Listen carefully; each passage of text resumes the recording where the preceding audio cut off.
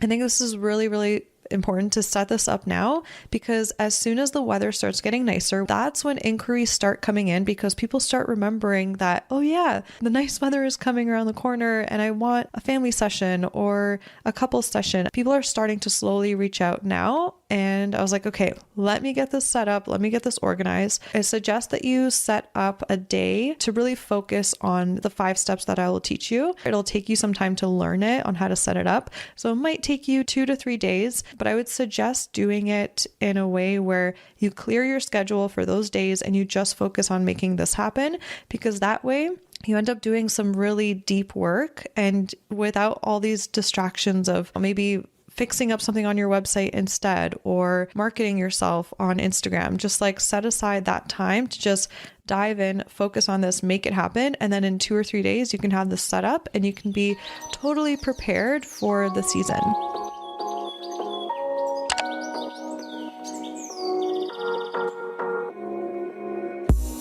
When I first started my wedding photography business back in 2011, I made just $5,000 in my business. Now, I bring in multiple 6 figures per year while working only 30-hour weeks serving my dream couples. I'm here to help you discover that it's so possible to have what you want when you want in your business, so that you can create the life you've always dreamed of and deserve. All right, welcome my Shine and Thrivers to episode 58 of the podcast. This one was requested by popular demand after I posted onto my Insta stories that I was prepping my booking calendar for this 2021 season. And I asked you all, I was like, do you want to know how I do it? And everyone's like, yes, please. I need to do this right now too, to stay organized for when it gets busy. So yeah, I'm so excited to dive into this episode. I broke it down into 5 steps that help me, properly prepare my booking calendar. And to be quite honest, I've been doing this, I've been in business for 10 years and I didn't really utilize a booking calendar for all these years, since I mainly specialized in only weddings. And only about 50% of my couples would book an engagement session. So let's say I shoot on average 30 weddings a year and about 15 couples a year have an engagement session with me. That for me felt really manageable for me to just, book over email and say, here are some dates I have available for this year. Let me know which one works for you. And especially the fact that for engagement sessions, it's pretty easy to pick a time, because I only offer evenings for us to optimize the best light to work in. So all these years, it was pretty manageable for me. But then now that I have the podcast and I need to schedule guests on the podcast from time to time, I definitely wanted to make sure that that process was smooth and easy for myself and for my guests, so we don't have to waste time going back and forth deciding what time to schedule that in. So I started utilizing a booking calendar, and then COVID hit as well, obviously last year. And because of so many weddings being rescheduled, I was able to open up my schedule to more different types of sessions to photograph, right? So I was photographing more family sessions and even like expecting sessions and all of that. And that takes a little bit more coordination, because sometimes family sessions I do during the day if they're an at-home session, and I do more documentary style, then those are during the day. So I was like, okay, let me make this more efficient. And so I started to use my booking calendar more. And what I would suggest is, right now we are in the month of March, is setting this up now. So I think this is really, really important to set this up now, because as soon as the weather starts getting nicer, which it is right now, today was actually like 18 degrees and it's March 25th. That's when inquiries start coming in, because people start remembering that, oh yeah, the nice weather is coming around the corner and I want a family session or a couple session. And I want to make sure that the photographer that we want is available. So people are starting to slowly reach out now. and I was like, okay, let me get this set up. Let me get this organized. So I suggest that you set up a day to really focus on the 5 steps that I will teach you, because it does take some time, and it might take 2 days, especially if you've never used like a booking calendar system before. It'll take you some time to learn it on how to set it up. So it might take you 2 to 3 days. But I would suggest doing it in a way where you clear your schedule for those days and you just focus on making this happen, because that way you end up doing some really deep work and without all these distractions of, maybe fixing up something on your website instead, or marketing yourself on Instagram. Just like set aside that time to just dive in, focus on this, make it happen. And then in 2 or 3 days, you can have this set up and you can be totally prepared for the season. So yeah, I'm so excited to dive into the 5 steps. So step number 1 is for you to decide what sessions you will offer. And this is so important because number 1, you want to make sure that they are aligned with your brand and your why. So if you're going to be actually marketing these sessions on your Instagram or anything like that for people to reach out and then book you through your booking calendar, you want to know what sessions you're offering so that you know in your booking calendar how you're going to set it up. Like, because if you don't know what you're offering, it'll be too confusing for you to know who is booking which booking calendar. Anyway, I know that's a little confusing what I just mentioned, but it's so important for you to know what sessions you offer, because if you don't know exactly what kind of a photographer you are and you say that you're offering everything and you're a generalist, then you're going to confuse people. And then if you confused people don't reach out and book. Confused people don't make decisions. So make sure to decide what you will be offering, and then it'll be so much more easier to market that and actually get those sessions booked into your booking calendar, because at the end of the day, that's exactly what we want, right? So for example, for me, I decided that I'm going to be offering expecting sessions. So that's like maternity, newborn, and family sessions, but only for my clients.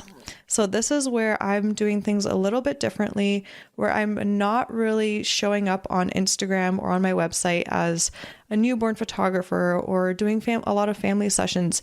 A lot of you know that I specifically, strategically, and not even just strategically, just like my favorite thing to photograph is weddings. And so that's why I choose to specialize in that. But because of COVID and weddings being like pushed around and rescheduled and canceled and all that, I'm still obviously missing shooting, and I still obviously love photographing different types of sessions.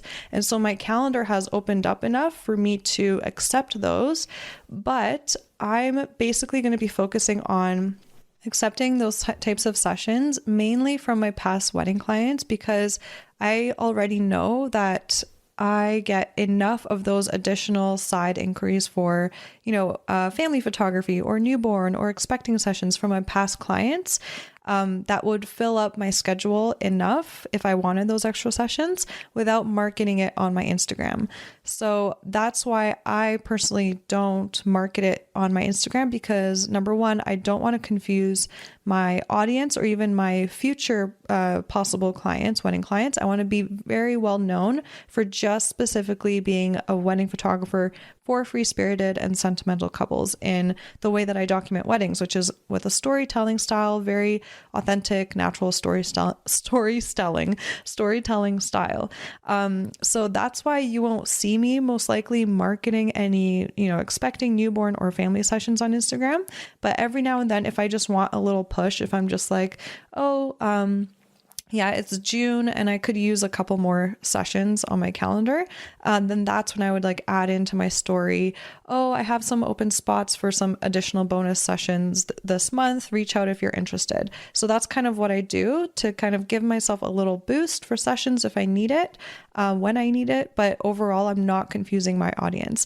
And this is what I teach in depth in my Crystal Clear Marketing mini course, where I teach you exactly how to figure out what you want to specialize in and why that's even important. And number 1, it's important because it creates so much clarity in your business, how to market your business. People that come across your business are so clear on exactly what you offer. And then they know that if they love what you offer, that they're just like, oh my gosh, I'm blown away. I know exactly what you do. We want what you do. There's no confusion. And so I teach you exactly how to figure out what you specialize in, your why. I help you figure out how to build your own personal brand so you can show up as yourself and also attract your dream and ideal clients. So if you're feeling stuck on, well, Sarah, I don't know what kind of sessions I want to focus on offering. Like, I know that I love shooting this, for example, like maybe let's say you love photographing, weddings the most and couples the most, but you're like, I don't know, should I also offer family sessions? Like, I don't mind them, but how can I make sure that I don't confuse my audience? Like, if you're feeling stuck there, then I would highly suggest that you grab this mini course and take it before you set up your booking calendar, because it's going to give you so much clarity on how to set up your systems for the different types of sessions that you want to offer.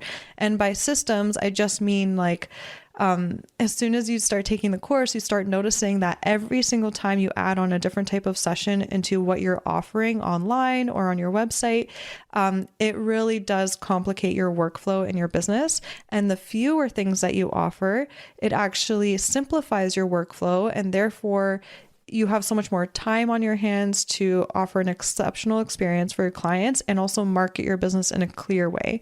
So if you want to grab this mini course, go to sarahmonica.com/crystal clear. Just type that in, and then all the info is there about the course. So if you're feeling stuck, again, on which sessions to offer, that's where I would start first. Okay. That'll help you give us so much clarity. But now if you're like, okay, cool, Sarah, I know what sessions I want to offer. For example, I'm a wedding photographer, and just like you, Sarah, COVID happened. And so this year I'm just going to take on a couple more like different types of sessions. And let's say you want to offer family sessions, right? Then once you know that, you can reverse engineer everything else. And this takes me to step number 2, which is deciding the length of your sessions that you will offer. I totally get it. You're trying to get noticed and you don't know how. I mean, raise your hand if wondering where your next booking will come from keeps you up at night. I know how that feels like. I was there once too. But I'm about to help you get clear on how to increase your bookings and inquiries. After coaching many portrait and wedding photographers, I realized they all had one thing in common that was holding them back from booking their dream clients. They didn't know how to market themselves. Once they got clarity on how to show up and put what they learned from me into action, they began to book more of their dream clients. And now I'm excited to help you do the same. So I've created a mini course called Crystal Clear Marketing to, you guessed it, help you get crystal clear on how to attract and book your dream clients. I mean, the year I implemented this, my revenue grew from $69,000 to $137,000 in just 1 year. So if I can do it, you can do it too. So in case you're wondering, inside of the Crystal Clear Marketing mini course, I share how to optimize your website so that more of your dream clients inquire and book, how to go from being a generalist to becoming a specialist, and why it matters, how to find out who you are at your core and fuse it fearlessly into your business. Also, how to show up on IG so you attract quality followers. That's so important. How to make the money you deserve while feeling fulfilled with your work, and how to make marketing effortless and fun, because it should be. Running our business should be fun. So what I'm so excited to share with you is that I've made this very affordable. So to get all the deets and enroll in this mini course, go to sarahmonica.com/crystal clear. Again, head over to sarahmonica.com/crystal clear. I cannot wait to see you in there. And what I would suggest here is base it around what you need and want as an artist time-wise. So instead of thinking, what can people afford right now, right? If we go down that path, if you're like, I don't know, should I offer half an hour sessions because I think people are most likely to offer that, then you're going to create a disservice, not only to yourself as an artist, because you'll feel rushed in that amount of time and you won't feel as passionate and excited to create, but you'll also be doing a disservice to your clients, because you can't just assume that people only can afford X amount of dollars or a 30-minute session right now. You need to really decide and stand your ground in how much time you need to create, and then tell people, this is what I offer. This is how I create my best work, right? If you do want to, have a little cash boost for those people that only usually book mini sessions, then you can have like one day a season where you offer mini sessions, and that's where they get 20 minutes of your time, half an hour, whatever. And it's one day of mini sessions and that's it. But outside of that, if you get an inquiry for like a family session or, an expecting session, and maybe your style of work is more lifestyle and you really want to implement or add like little different, elements of their actual life and fuse them into the session. If you're passionate around that, then a mini session usually doesn't cut it. And I understand what that feels like. I am not that passionate about mini sessions because to me, I'm missing that kind of like real element of the day-to-day life of that family or of that couple. And that's why I personally need a little bit more time for sessions, especially if I'm doing them at home, in order to capture that feeling and that everyday kind of lifestyle vibe. So remember, make sure to choose, what do I need as a photographer, as an artist? How much time do I need? And so I'll give you an example of mine. So the way that I broke it down was, if I get, for example, an inquiry for an expecting session, I know that if we choose one location, like if the couple wants it only in their home and that's it, they don't want to go outside or anything, then I know that 1 hour would be enough time for me and I would feel fulfilled. And I know that I would be able to deliver an amazing range of photos for them. So I know that I would need a 1 hour session option in my booking calendar. Then on top of that, let's say another couple that is also expecting and they want to do part of their session in their home and then also part of their session outside somewhere in a field, because they also want to feel grounded with nature. I know that I would need more time, and that would be an 1.5-hour session. So then I know I also need to have the option of an 1.5-hour session in my booking calendar. And for me also, this kind of goes hand in hand with couple sessions. Usually if we choose one location and they're happy with that, then I need 1 hour. And so I'm able to charge a little bit less for that, obviously. And then usually if the couple wants a couple locations and different outfit changes, we'll do an 1.5 hours.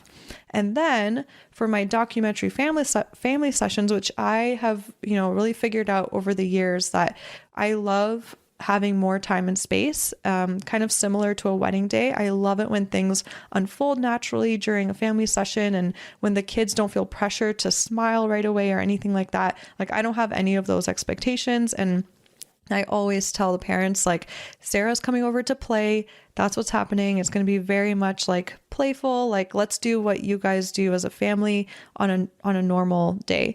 And so I have kind of tested out different amounts of time for this over the years. And for me, the 2-hour window is perfect, because usually my family sessions involve me going to their home and then maybe taking a walk locally in the neighborhood or going to the local park. So I know 2 hours is perfect for me. So that is how I decided the lengths of time I need available within my booking calendar. So for me, that's 1 hour, an 1.5 hours, and 2 hours, nothing else. Okay. So step 3, decide what days of the week you will have available for sessions.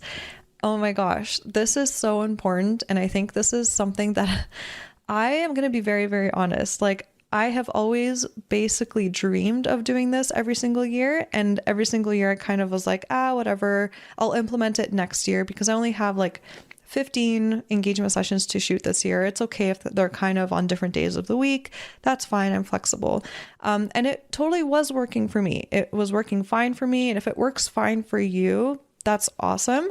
But there came a point where as soon as I started outsourcing and I have more of like a workflow, a weekly workflow where, like, for example, every single Monday, a wedding is fully called for me. So that means that every Tuesday morning, I have to send out my images to be edited by noon. I have this like whole system in place because that way I'm being the most efficient and effective of getting everything done as soon as possible so that my clients can get their photos as soon as possible.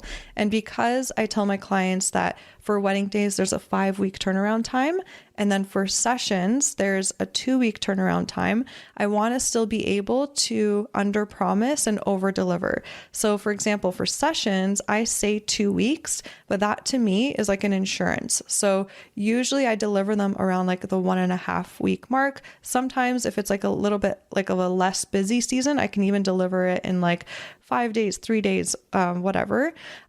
So around this step, deciding what days of the week you will have available for sessions, I have actually implemented it this year around when I need to send out my photos to be culled and edited so that my clients get their images early.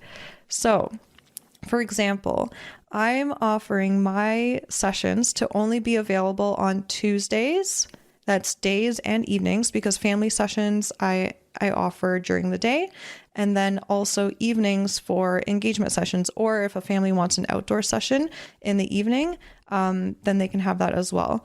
And then also I have some Wednesday evening dates available, but I kind of like arrange them in my booking calendar where I have like a pattern where some Wednesday evenings I have available and some I don't, because I want to leave space for those reschedules. If, you know, the weather, if it rains one day, then I want to make sure I have the space and time in my booking calendar for those reschedules without them overflowing into other days of the week. Because I really like, man, the last couple of years, the system that I had in place with my outsourcing, it was just so amazing to have it like clockwork. Like I knew that every single Monday, my wedding is getting called. Every single Tuesday, it's out and sent to be edited. It's like clockwork. And so this year, I'm like, I can do the same thing with sessions. So now for every single Tuesday and Wednesday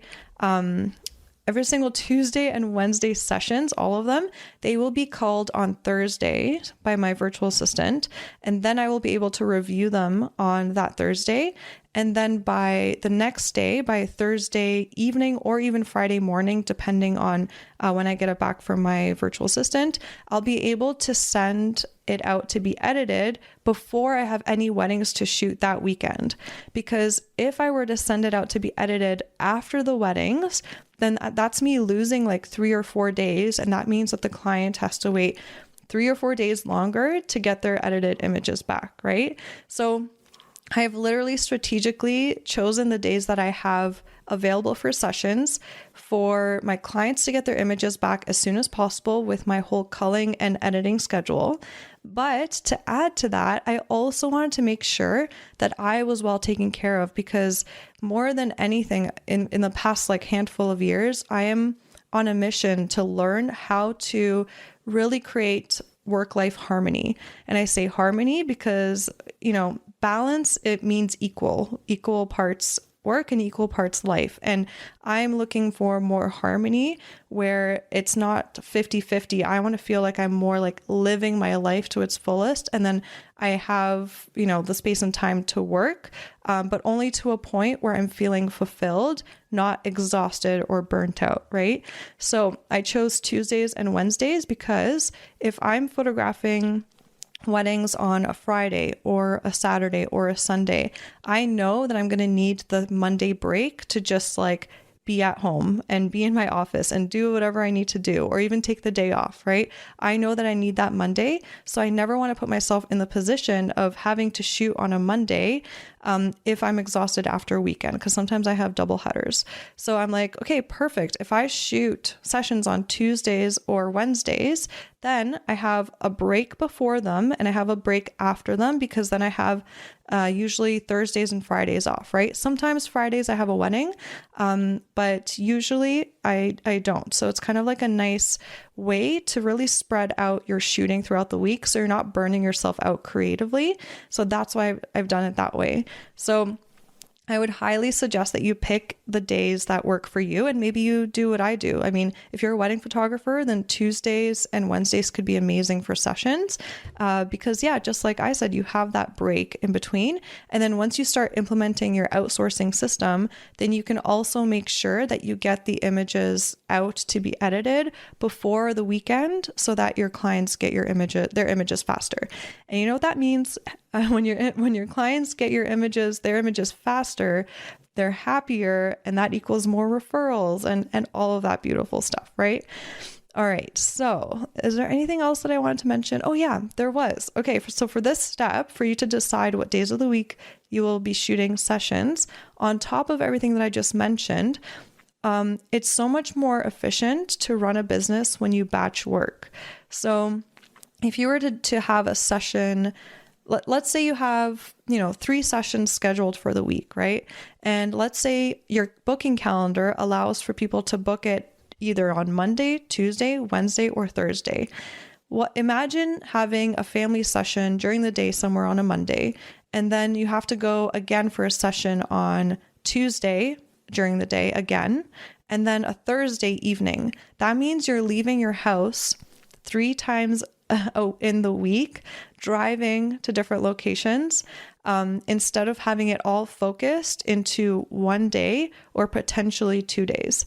So the way that I have it set up is if, family sessions during the day can only be booked on Tuesdays, then I can have it where, one family books it at 11:30 a.m., the other family books it at 3 p.m. And then I'm able to, in that day, drive from one family session to another. And in between, if I have extra time, I could either, go for a walk somewhere nearby just to enjoy the day, or I can run some errands, get some groceries, or I can go on my Instagram and just post and market myself. So at least though, I'm saving time on my driving, and I'm not, doing any context switching. And context switching is basically switching from one task to another. If I have one focus day on shoots, like, okay, on that Tuesday, I have 2 family sessions during the day and then an engagement session in the evening. It's all done in that one day. And then you have the rest of the week to be at home and focus and batch work on other things to be even more efficient with your time. And remember, when you're more efficient with your time, you get to live so much more of your personal life out because you're not spending extra hours that you could have saved working, right? So I hope this opens up your eyes and your mind to, holy crap, I never thought about it that way. And yeah, I want to be more efficient. So I'm going to batch the days that I shoot my sessions. And just to recap what I'm doing for this year, my availability for sessions is Tuesdays during the day and the evenings, and then some Wednesday evenings. So I'm not offering availability on Wednesdays during the day because for me, I've decided that Wednesdays during the day is when I'm going to be doing my Ask Me Anything live Q&As on in the podcast group. So if you search Shine and Thrive Photography Community on Facebook, that's where I go live once a week answering your questions so I can be there to support you, because I don't want to just be talking to you through this podcast. I also want to actually interact with you and answer your questions. So see, I'm even making time and making a routine out of that because I want to make sure that I'm there for you every single Wednesday. And by me planning ahead of time of exactly when I'm shooting sessions and offering them, I'm able to actually have this on my calendar and have it set up as a routine. And that way, every week is predictable. I know when it's happening. I know how much time it's going to take me, and I don't have to feel stressed and overwhelmed and feeling like I have so much on the go. This is exactly what helps you feel more focused, less stressed, is just planning ahead, right? Okay, so step 3 was a biggie, but I just felt like all of that was just so important to mention. All right, so step 4 is choosing a booking calendar system. So I use Squarespace for my website, and it comes with the add-on, like a scheduling add-on, and they have partnered with Acuity. So I can't really give a lot of advice on what booking calendar system is best because, as I mentioned in the beginning of this episode, I've only started dabbling in it in about the past year and a bit. So I actually have never tried any other booking calendar system. So you might prefer something like Calendly, or I'm trying to think, I don't even know what other one is out there, but I would just probably suggest just checking out some different YouTube videos, do a comparison, see which one feels better to you. So there's Acuity, there's Calendly, and I don't know what other ones there are. But the only reason I have this is because it's integrated into Squarespace, and I guess I rather just have everything in one place. So yeah, that's what I've been using, and it is a little bit of a learning curve to learn. And I'm not going to lie, it can be a little bit of a bitch because you're just like sitting there learning technology, and it's like, I just want to be an artist. I just want to go create beautiful photographs. But the thing that gets me through is remembering that when it's the summertime and I want to have as much time as possible for myself, my personal life, and I want to make sure that the booking new clients is fun and effortless, thinking of all that reminds me that all of the work up front is worth it. So when you're sitting there for hours trying to figure out how to make everything work, just remember that if you do the work now, everything will be easier later. So it's so worth it. All right. And finally, Step 5. Step 5, now it's when you set your availability in the calendar. And again, when you set it up, it's going to be a little bit of a bitch because first of all, you have to learn how to use whatever calendar system you use. And then on top of that, as photographers, we can't just be like a hair salon and offer regular hours, because a lot of our time slots for sessions have to do with when the sun sets and when the sun rises. You're going to have to do a lot of Googling of sunset and sunrise times. And yep, it takes some time, but it's worth it because that way you just have everything in your calendar set up. So for example, when I send the link to my calendar to all of my wedding couples for them to book their engagement session, everything is already like set up because I've Googled beforehand that, for example, on July 7th, the sun will be setting at 9 p.m. So I know that. So they have to book their session from 7:30 to 9 p.m. And that's the only option that they have available because I only do engagement sessions on weekday evenings, on Tuesday evenings or Wednesday evenings, right? So that's the only option they have available. And so they pick whatever date works for them, and whatever sunset time works for them. So you'll have to do that in advance. And especially even if you offer sunrise sessions, you'll also have to Google the sunrise time for each date too. So yeah, it's a lot of work, but totally worth it once it's all set up. And the way that I did it in Acuity is I set it up in the calendar as different. It's kind of confused. I mean, if you don't know Acuity, this won't make any sense, but I'm just going to kind of say quickly that I created 3 different calendar links to my 1-hour session, my 1.5 hour sessions, and my 2-hour sessions. So for example, as I mentioned before, my engagement sessions, right? They are all 1.5 hours with my wedding couples. So I'm going to send them a calendar where only when 1.5 hour time slots are available. So it doesn't confuse them, right? And so that they don't pick a random time where it's not even close to sunset, because then we're like, no, like, you picked the wrong time. And then that's not a great experience for us or for them. So we want to make it as smooth and as easy as possible. So I would suggest dividing out your different availabilities within your booking calendar system into the different hour types that you're offering, or different session types, whatever works for you, because all photographers have a different way of setting up the time and their sessions and all of that.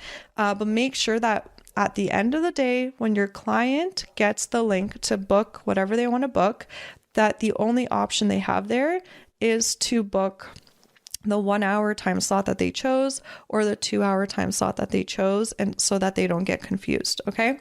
So that would be my suggestion there. And that's pretty much it. And I mean, I have one more bonus tip, and that is to remember to keep it updated as you schedule different sessions and stuff like that. So for example, every now and then I book a cottage engagement session. So my clients are like, we love a cottage engagement session. So if I saw that they booked in a time, like an evening time slot for their cottage engagement session, I would go into my booking calendar and just make sure to make it the 3 or 4 hours before their session unavailable to anyone else, right? Because that way I know for sure that a family session doesn't get scheduled in 2 hours before a cottage session, because you have to remember to keep in mind the travel time between sessions. So if you're going to be creating a system where you're wanting to shoot most of your sessions on one day, you have to remember to create buffer time in between sessions. And different calendar systems give you that option to add to set it up as make sure no one books another time slot before. If someone schedules a time slot already, make sure there is an hour buffer before and an hour buffer after. You can set it up that way so that you make sure you have the travel time you need to get to the next shoot, right? So you want to stay on top of that. So only basically if couples are booking cottage sessions or families are booking cottage sessions, and I'm aware of that, then I'm going to be double checking that that's all okay and no sessions are overlapping, because that would be the worst experience ever. So you just want to make sure to stay on top of that. And then also, as things come up in your personal life, maybe you decided to go camping in the middle of the week in the summer, you want to make sure to always remember to go into your booking calendar and update that, and just take out the hours available and give yourself that time, that sacred time for yourself to really enjoy the summer and enjoy the outdoors, and make sure that no one books you in that time frame, because that would suck, right? And you don't want to tell them, oh, never mind, I realized that I had a trip planned, can you reschedule to another date? That's not a great experience. So the bonus tip is to always remember to stay on top of your schedule. It's a moving, breathing thing that you need to take care of and you need to nurture. All right, so that was it. I really hope this helps and gives you some inspiration and ideas of how to make this happen for yourself. And just to recap, I'll recap the steps for you. And I would again suggest that you do this in about book a time frame in your calendar right now, 2 or 3 days, to set all of this up. And when it's all done and ready to go, you're going to feel so good. You're going to feel so prepared, and you're going to feel even more excited for all the inquiries that you'll get, because then emails will be so much more fun and efficient to answer, rather than, oh my God, I have to figure out dates, I have to send them this. It's just so much more fun this way. So I highly, highly recommend it. All right. So to recap, step 1, decide what sessions you want to offer. Step 2, decide the length of sessions you will offer. Step 3, decide what days of the week you will have available for sessions. Step 4, choose a booking calendar system. Step 5, set your availability in the calendar. And I think that's pretty much it. The last step, I think, is what will take the most time. So make sure to be patient through that. Listen to some good, relaxing music when you're setting everything up. And otherwise, thank you so much for tuning in. Feel free to DM me. Let me know if this episode gave you ideas, and also send me updates. If you're done your booking calendar, DM me on Instagram at Sarah Monica Photo. Be like, I did it. It's all set up and it feels so good and organized. I always love connecting with you all. Awesome. Well, hope you have an amazing rest of your day or productive day, whatever you need. I mean, amazing and productive, they can go hand in hand. Okay. So what I was going to say is I hope you have a relaxing rest of your day or a productive rest of your day, whatever you need. Toodaloo! Yay! Thank you so much for hanging out with me and tuning into this episode. If you got value out of it, please feel free to message me on Instagram at Sarah Monica Photo. That's Sarah no H, Monica with a K, photo, to let me know. I get so freaking energized hearing from others that what I've said has had a positive impact on their lives. Also, make sure to hit subscribe to the Shine and Thrive podcast to never miss an episode. I'm so grateful for you, and I'm sending you all the productive vibes your way so you have the best week ever.